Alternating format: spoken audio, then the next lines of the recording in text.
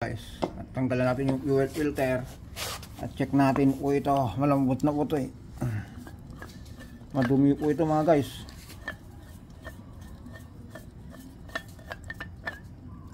Yan o, kalawang hanggang ngayon. Yung mga sumisirit mga guys, ito yung mga butas na yan o. Yan, itong kulay po kasi nito nabakbak po niyan. Ito po yan, mga butas po niyan. Ano? Kulay nyo. Okay, ngayon mga guys, dahil itong filter na nakalagay, pang ano po ito, yung parang Nissan Urban, yung walang separator. Ito po, linagyan natin ngayon ng pang separator. Dito po yon. Kasi po, yung filter na to mga guys, ito po yung ginagamitan ng dalawang filter. May primary, may secondary. Ang problema po, hindi nila ginamitan ng ano. Ito secondary na po ito eh. Wala na yung pinaka-primary. Ayan. Okay, salpak natin to, tapos magpandar ulit tayo. Ayan mga guys. Yan yung ano, yung galing tangke, ito yung papunta sa injection pump. Sige. Ayan. Hindi, wag mo muna ilagay niyan. Magpalabas muna ako dyan.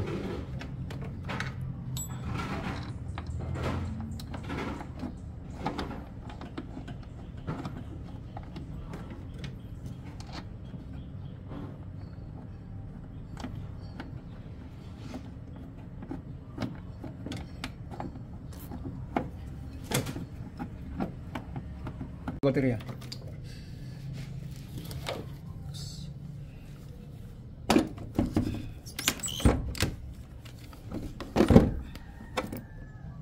Sige, kaya pasok yan.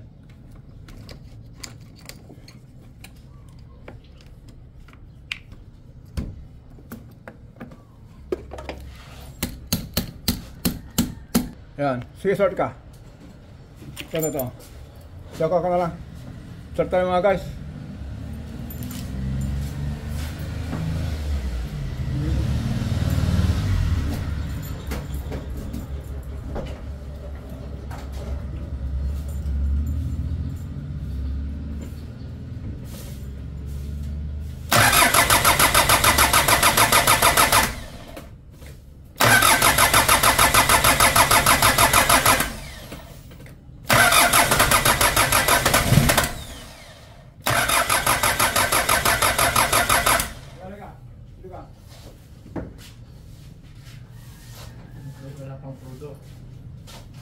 Yung bitaw na maglalak yan.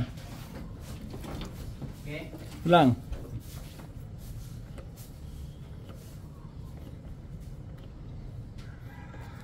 Sige. Hop. Sige, suba.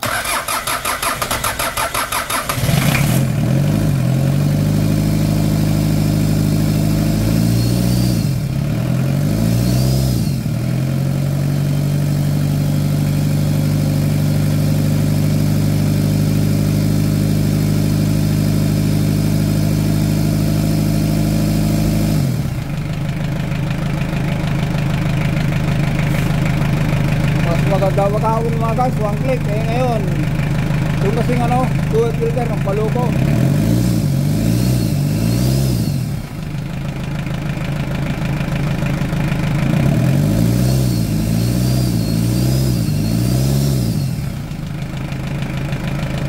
Tanggalin mo yung ano, wag lang maglakaw, ano ulit ah. Wag mo lang. Tanggalin mo itong baterya, lagyan natin yung baterya nila.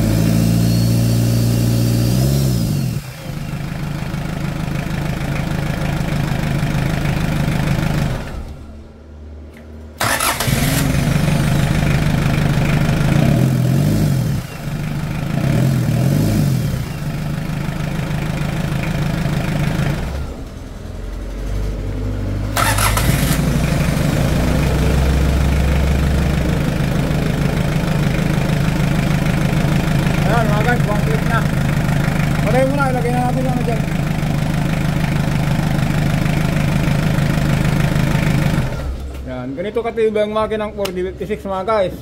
Nakaranas na ng, ano ba, undoy? Na-undoy po ito?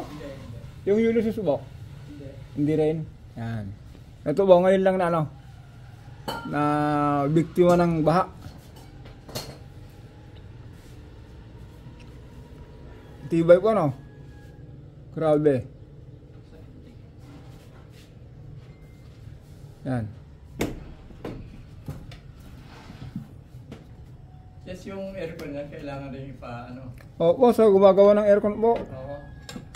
Ayan mga guys, dahil natapos natin rito, kailangan po ito, hindi naman nanikit yung brake niya, okay naman. Ang tangke, kailangan bang i-drain? Hindi na po, ano na po, na-drain ko na po yung ano niya kapon, yung tubig niya. Wala naman kalaw na ganoon, talaga sa filter lang. Okay. Ayan mga guys, yun lang po yung kwarto natin dito. Nagpalit tayo ng fuel filter, nilagyan natin ng, ano, ng separator, sensor, para po malalaman kung may tubig. Kasi kakabit din natin yung wire niyan.